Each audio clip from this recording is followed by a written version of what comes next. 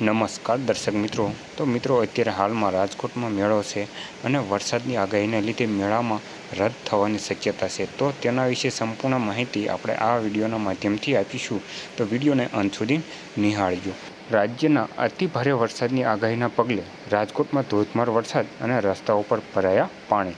ત્યારે રાજકોટના રેસકોર્સ મેદાનમાં યોજાતા લોકમેળામાં મેદાનમાં પાણી ફરી વળ્યા અને આ વર્ષે જાણે મેદાનના સંચાલકોને પડ્યા ઉપર પાટું કહેવત જેવી માઠી દશા છે।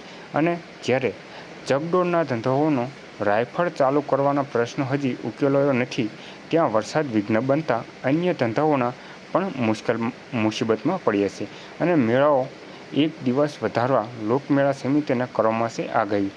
તો અત્યારે હાલમાં રાજકોટના રેસકોર્સમાં જ્યાં મેળો યોજાઈ રહ્યો છે, ત્યાં મેળાના મેદાનમાં પાણી ફરી વળ્યા છે। તો મેળાના શોખીન મિત્રો, તમારું શું કહેવું છે કે એક દિવસ મેળો વધારવો જોઈએ કે નહીં, તે કમેન્ટ બોક્સમાં કમેન્ટ કરીને અવશ્ય જણાવજો।